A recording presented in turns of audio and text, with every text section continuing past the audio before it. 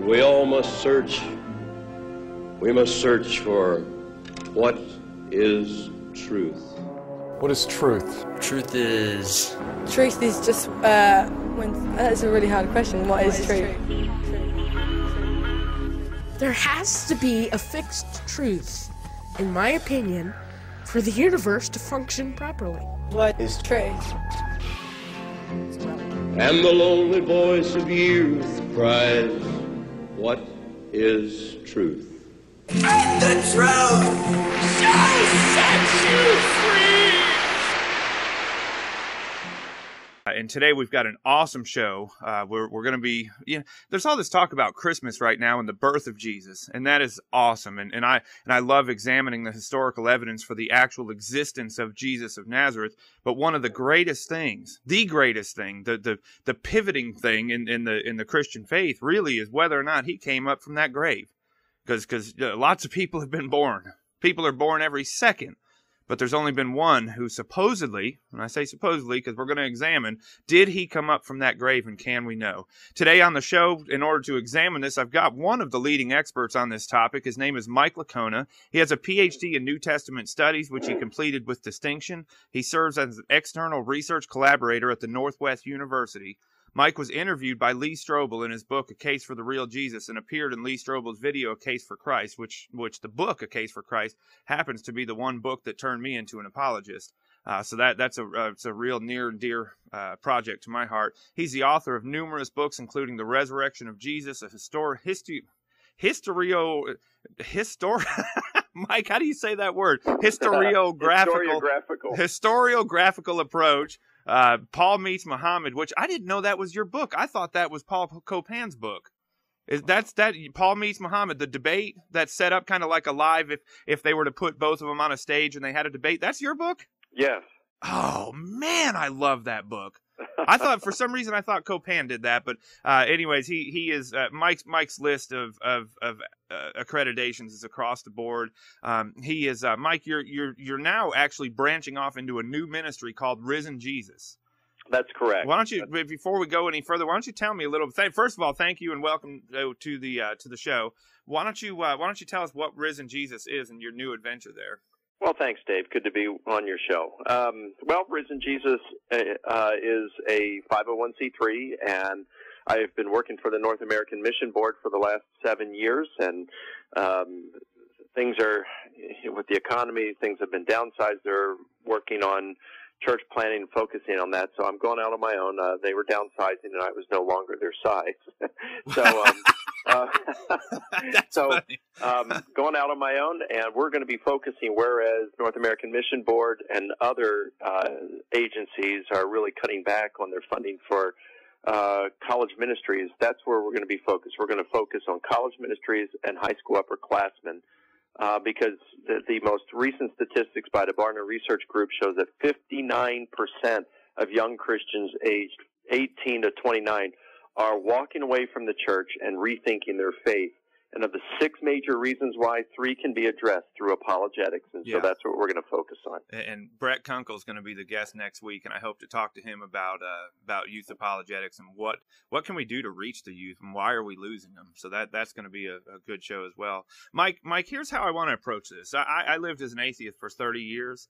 And have spent the last 7 to 8 years as a solid Christian studying. But I want to go back to when I was an atheist, and let's say here's what I'd like to do. Let's approach it like this. I'm on a plane next to you. You're flying out. You're going somewhere to speak. You're sitting next to me on a plane, and it's a short flight. It's about a 45-minute flight or something like that. And you sit down next to me, and immediately we begin the conversation of your faith versus my faith, and I tell you, I said, well, how in the world could you ever prove that Jesus came out of a grave? I mean, that happened 2,000 years ago. How could you know that? And so I want to say to you, how would you approach that with somebody?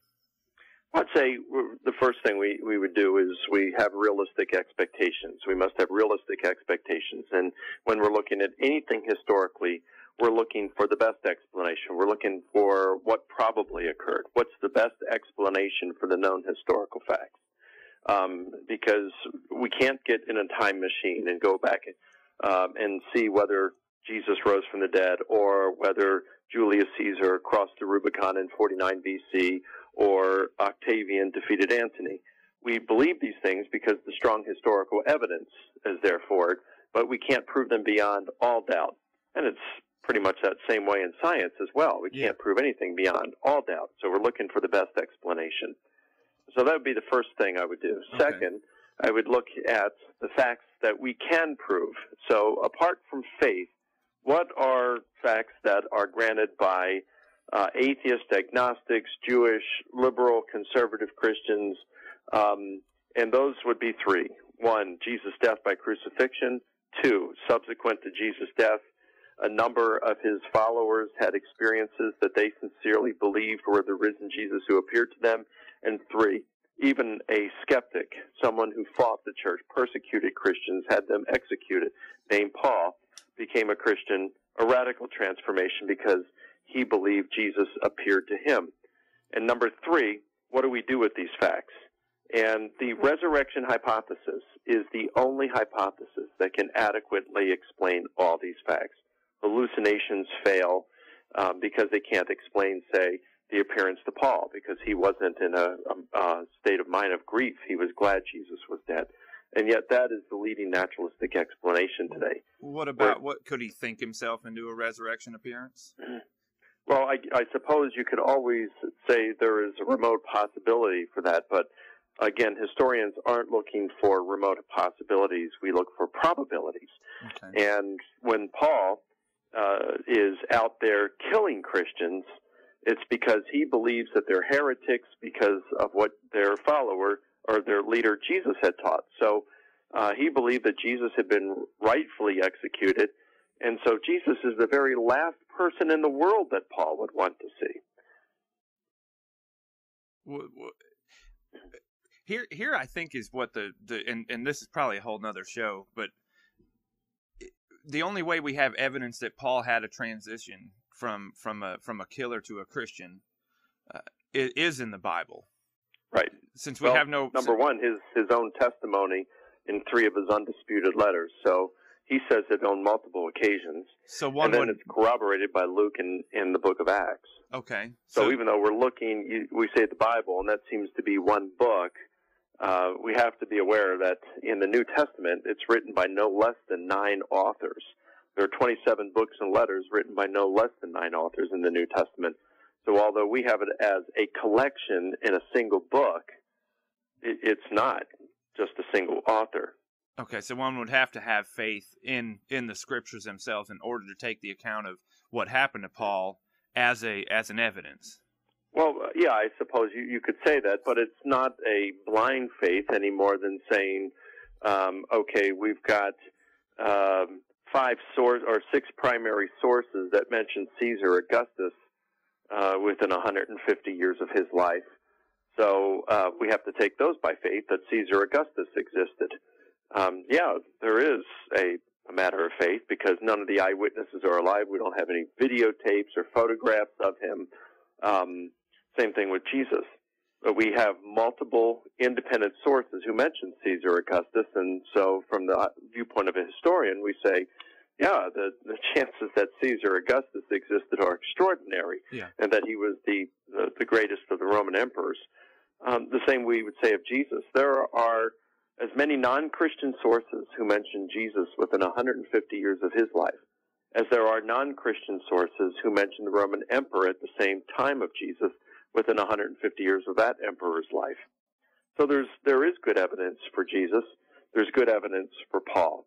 And the fact is, we do have Paul's eyewitness testimony that he saw the risen Jesus. This comes directly from Paul, and it's very, very early. How early? How soon can we get to the event himself? Well, for example, 1 Corinthians is written somewhere between 51 and, say, 56. Let's just call it 21 to 26 years after Jesus' death. So 51 to 56 AD, 21 to 26 years after Jesus' death. And in 1 Corinthians chapter 15, he cites what virtually all scholars agree is an oral tradition that Paul uses He says he gave it to them when he was with them in the year 5051, and he said that he received this information prior to that visit. So now we're within 20 to 21 years of Jesus' crucifixion, and most scholars, rightfully, I believe, say that this came from the Jerusalem apostles. So, and it talks about Jesus' death, burial, resurrection, and 6 post-resurrection appearances. This is 1 Corinthians 15, 3 through 8. So here we have what is certifiably an official and formal proclamation of the disciples on the resurrection of Jesus. That's the kind of thing, Dave, that historians drool over. All right, so let's take a step back and say this. So they saw him. What if he never died in the first place? I mean, what if he just swooned or something? Couldn't he have just been put into the grave and then come out of the grave just as alive as he was in the first place? I mean, yeah, then that wouldn't be very miraculous. Propose that, but there's a couple of problems with that. Number one, even if that occurred, what would he look like when he came out? Jesus at that point had been scourged, he'd been crucified, he'd been without food and water for some time. He comes out of the tomb, somehow he appears to the disciples. He's hunched over, he's wounded, he's bleeding, he's pussy, he's dehydrated. I don't know how he could even stand on pierced and wounded feet. But if this was even possible for him to do it, when he came to the door where the disciples, the house they were at, and they opened the door, what would they see with Jesus? Would they conclude that he was the risen Prince of Life? Or would they look at him and say, my gosh, I can't believe you survived crucifixion. Where's a doctor? We need to get you some help. That wouldn't convince them at all that he was the risen Prince of Life. Alive, yes. Risen, not a chance. Absolutely. Do you think, this is kind of a side question, but do you think he knew he was going to the grave? I mean, he made a comment about it. Does that lend any credibility to the case, or is that just from a historian's perspective? Yeah, actually, I think it does. I think that's a fair question you asked, Dave. In fact, you're the first person I think that I've ever encountered on an interview that has actually asked that question. I do think that contributes to it. In fact, we do have pretty good evidence. We have very good evidence that suggests that Jesus actually predicted his violent, imminent death and subsequent resurrection. Let me just give you an example. I mean, I can give you several, but I'll just give you one, unless you want some more. No, go for it. In Mark chapter 8, Mark 8:31, you've got Jesus, and he predicts his death and resurrection. Son of Man is going to be betrayed, he's going to be handed over, and they're going to scourge and crucify him, and 3 days later he'll be raised from the dead. Peter gets up, and he goes over to Jesus, and it says he rebuked Jesus, and says it shouldn't be this way. And Jesus turns around and rebukes Peter and says, "Get behind me, Satan, for you're not interested in the things of God, but in the things of man." Now, here's why we can regard this as an authentic recollection of what actually happened. It's called the criterion of embarrassment, or the principle of embarrassment. You would not make up something that would be potentially embarrassing and discrediting to your account. But here we have Peter, the lead apostle, who has the audacity to rebuke his Lord and Master. And then what happens? Jesus turns around and rebukes him, even calls him Satan. Now, why would you make up something like this if you want people to follow Peter as the leader of the church at that point? You wouldn't ever make up something like that would cast your church leader in such a negative light. I mean, if you want someone to follow someone, you're not going to refer to him as a pedophile or a thief or an adulterer. And here you've got Peter rebuking his master, and Jesus turning around, not calling him a pedophile, a thief, or an adulterer. He calls him Satan. Wow. So these are just not, it's this criterion or principle of embarrassment. The fact that they wouldn't make this stuff up, that makes this thing, there's a ring of truth, of authenticity in it. And here we have Jesus predicting his imminent death and resurrection. and this is just one. We have several texts. I think we have 9 in Mark's Gospel. You can't. There's not enough historical evidence for a lot of them, but there is enough historical evidence for a number of these predictions in the Gospels to suggest that Jesus actually predicted, he prophesied his death and resurrection. And so when we have all this evidence for it, you look back at these prophecies, you say, wow, that adds to the plausibility of Jesus actually rising from the dead. Gotcha. Now explain to me, so Sunday morning comes, and what happens? I mean, they get to the tomb, and why is it such a big deal that he's gone? I mean, couldn't they have just rolled the stone back, carried his body out of there, and began? I know you already covered the view, the sightings, and that Paul couldn't have been under hallucination or something.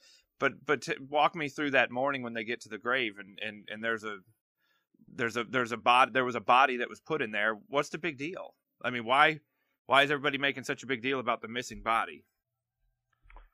Well, according to all 4 Gospels, the women go there and they discover the tomb empty, and they discover angels. Matthew and Mark say 1, Luke and John say 2. Mm-hmm. But I don't really see that as a problem. We can talk about that if you like too. I think that in Matthew and Mark, he's just referring to the angel who's actually talking. He's not excluding the others, but he's just referring to the one talking. We can see the authors of the Gospels doing that elsewhere. So they see the angels at the tomb, and the angels say, he's not here, he's risen, as he said, as he predicted that he would. And then later on, they see that Jesus appears to them. Pretty cool stuff. Yeah, but I mean, so did they just steal the body? I mean, did they roll the stone out of the way? Who's guarding the tomb? Man, well, it's so much harder to act like an atheist after I've been studying all these. And the theft hypothesis was once popular, but it hasn't been taken. I don't know of any scholar who has taken it within, probably 50 or more years. And the reason being is because scholars are virtually unanimous today, even skeptical scholars, in saying that not only were the disciples reporting that Jesus had risen from the dead and had appeared to them, they go further and say, yes, these disciples actually believed it. Why? Because we have numerous ancient sources that show that these disciples were willing to suffer continuously and even willing to die for their conviction that Jesus had been raised from the dead and had appeared to them. So even like Clement of Rome, who was probably discipled by the Apostle Peter, said that Peter and Paul died as martyrs, and that the disciples were greatly encouraged by the resurrection of Jesus when they saw him. So, of course, Clement is getting this information from Peter. So you've got the disciples. They're willing to suffer continuously. They're willing to die for their beliefs that Jesus had been raised from the dead. That is incompatible with saying that they stole the body. Does that make sense? Yeah, if they stole the body, then they know he didn't rise from the dead. The fact that they were willing to suffer continuously and die for their beliefs, all of them were willing to suffer continuously, all were willing to die for their beliefs, shows that they sincerely believed what they were preaching was true. Liars make poor martyrs. Absolutely. That's what Gary and I talked about last week was the martyr's death and how we knew they went to a martyr's grave, and I was kind of shocked at what he said about John, that even John was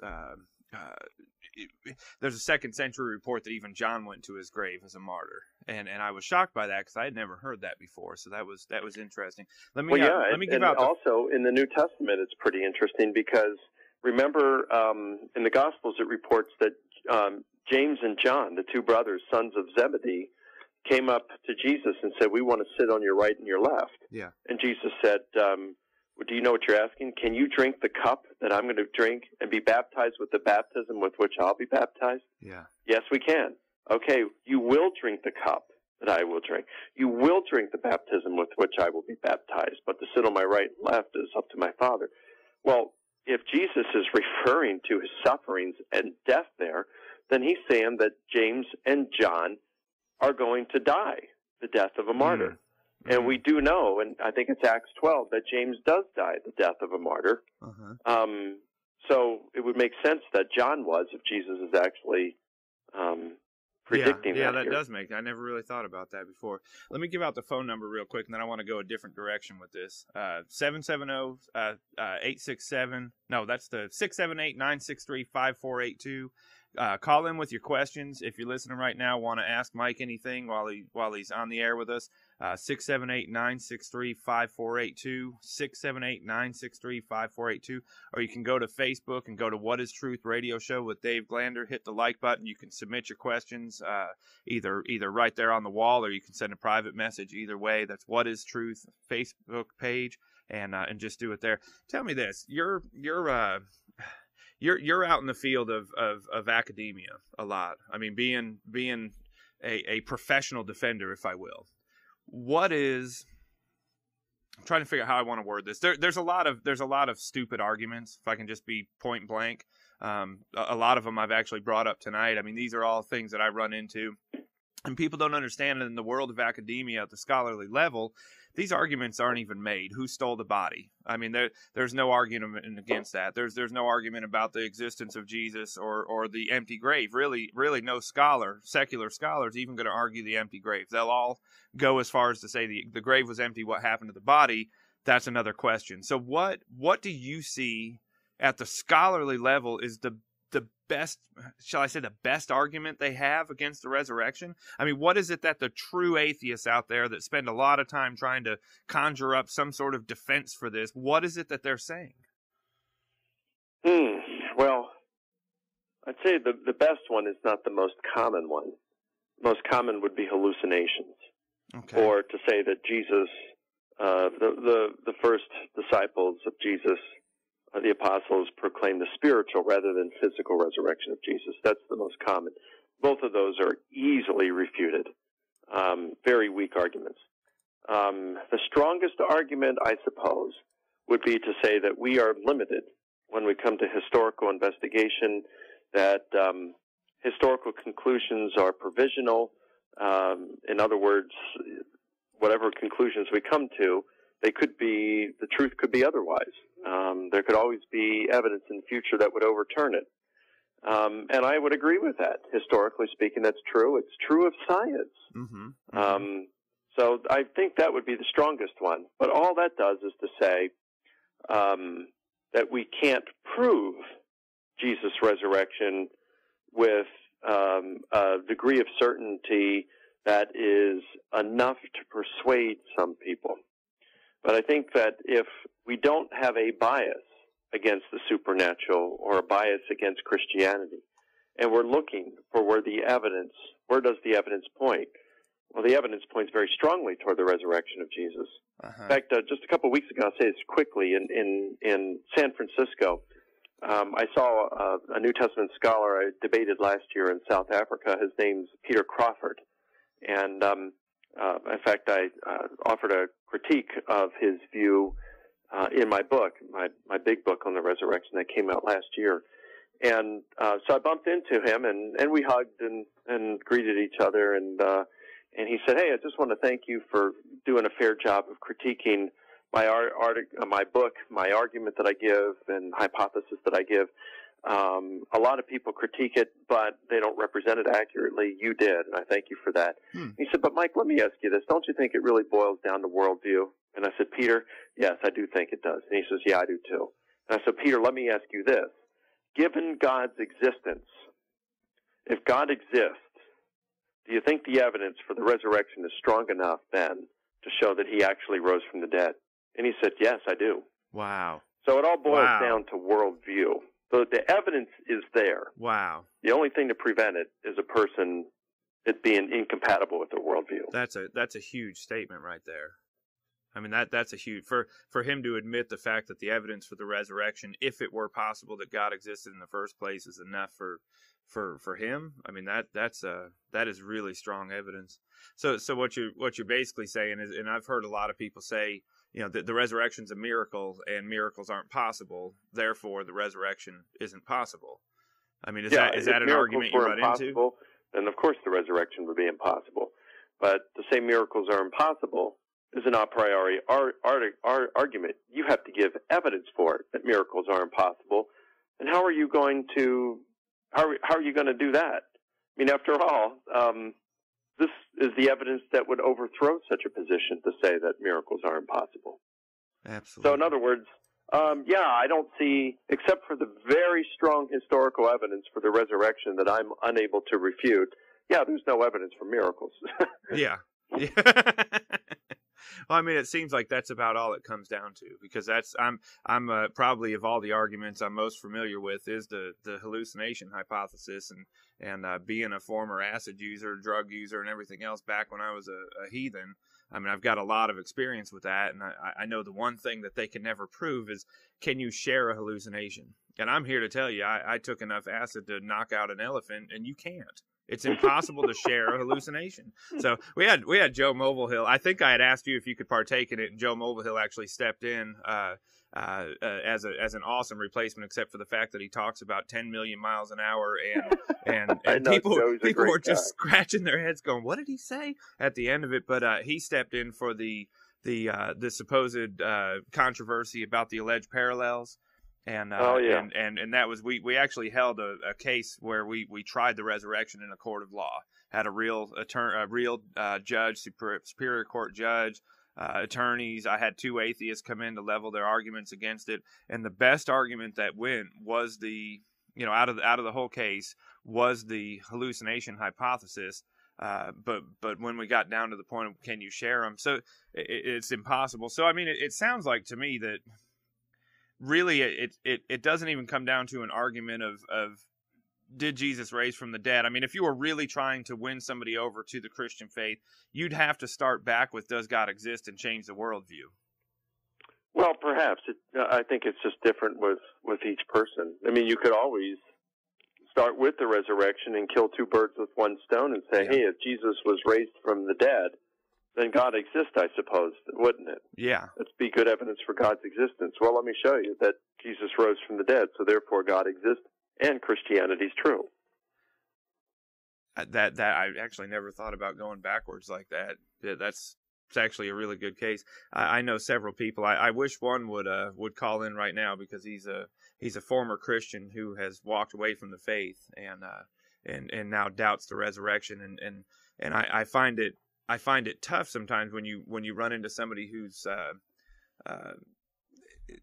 they're standing against it for some moral reason or for some angry issue or something like that. How would you approach it with somebody like that? I mean, let's just say he was listening right now and he's walked away from the faith because he thinks the entire argument for the existence of God and the resurrection is just ridiculous. There's no proof for any of it. I mean, what would you, if you only had one thing to say, how would you enter that with somebody like that?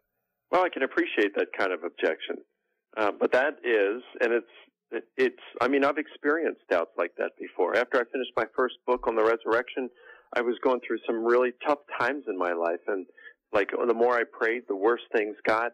And one night I was out praying and thinking, gosh, maybe it's that God doesn't exist after all. Maybe if God doesn't exist, that's why my prayers wouldn't be answered. I'd be feeling the silence of God, this loneliness, these troubles in life that nothing seems to be improving at this point. And then I got thinking, but I just wrote this book on the resurrection and stuff. This was back in the 1990s, and it was just a tough time. And I just found that's not intellectual doubt, that's emotional doubt. Okay. And emotional doubts can't be answered with intellectual evidence. It has to be answered by a different means. And Gary Habermas is just wonderful at that stuff, what he calls in cognitive therapy the ABCs. Mm. And so I find that maybe it's going through like some skeptics have had a death of a loved one, that they saw them die a long and painful death. Well, why would God allow that? Well, that's not God's fault. These are the things that happen as a result of sin, moral corruption in the world, and not just moral corruption, but, sin, if Genesis is correct, brought on diseases. Yeah. And we aren't created to live forever. And somehow, because in Western society, life can be so good, relatively speaking. We can get the feeling that life, or that God's purpose for us is our happiness, like he's some sort of a divine Santa Claus. Yeah. But his purpose for us is never in the Scriptures stated that it's for our happiness. It's for our holiness. And once we come to recognize that God has not made us the center of his universe, that we are the ones supposed to be making him the center of our life. We are here to serve him. After all, he's God. Then he can do what he wants. He can use us as he wants. And it's in our best interest to submit ourselves to him and allow him to use us in the ways that he best sees fit. He gave his life for us so that we could have eternal life. This life is very short in comparison to eternity. Yeah. So yeah. let's just go by his love, put our trust in his love, and he'll see us through these difficult times. Why does the resurrection separate the Christian faith from every other faith? Why is it that somebody can't seek out a different faith and get maybe the answers that this gentleman's looking for? Well, I don't know what the answers or questions he has, but the resurrection is profound because it shows that Christianity is true. When you look at the other religions, what kind of test do they give? Take Islam, for example. The test that it gives to know whether it's true is you try to create a surah, a chapter, like one in the Quran, and you'll find that you can't do that. Yeah. And so therefore, by being unable to produce one as beautiful and pregnant with meaning as the one in the Quran, as anything in the Quran, you'll know that it was ultimately its origin was from God. What's all you have to do is just read the Quran. It goes from the longest to the shortest chapters. Take a look at the last 10 or 11, and which are the shortest, and ask yourself, could I write something as beautiful as any of this? And yeah, it'd be fairly easy. So the Quran flunks its own test. If you want to look at Mormonism, it says, read the Book of Mormon, pray with a sincere heart, ask God to show you whether it's true, and he will. Well, I've read much of the Book of Mormon. I prayed with a sincere heart, asking God to show me if it was true, and he didn't show me it's true. And in fact, all the evidence I found strongly suggested that it's false, and that Joseph Smith was a false prophet. Jesus gave the resurrection as the test to know whether he was who he was claiming to be. So when we have that test being met by the resurrection of Jesus, it shows that Jesus' claims about himself were true. That's why the resurrection is so important. What does it mean? What does it mean for the believer to I think this is where I struggle the most, watching Christians every day, and I want to reach out and help, or people who may think they're Christians and that just don't seem to get it. What is it about the resurrection that the believer can partake in? Am I asking that the right way? Like, what does the resurrection signify for somebody who comes to the reality of the risen Christ? What does that mean for them? Well, like Peter says, we can cast our care on him because he cares for us. So if Jesus rose from the dead, Christianity is true. And so therefore, Peter's correct. He does love us. He does care for us. And when we're going through tough times, we can cast our care on him. He truly does care for us. And as Paul said in 1 Corinthians 15, he tied our future resurrection to the resurrection of Jesus. And he says, look, if the dead aren't going to be raised in the future, then we're living as fools. Let's eat and drink, for tomorrow we die. If the dead aren't raised, then why did I fight the wild beast in Ephesus? If in this life only we have hope because of Christ, we're foolish. If Christ has not been raised, your faith is worthless. But he says, but Christ has been raised, and therefore we will be raised someday.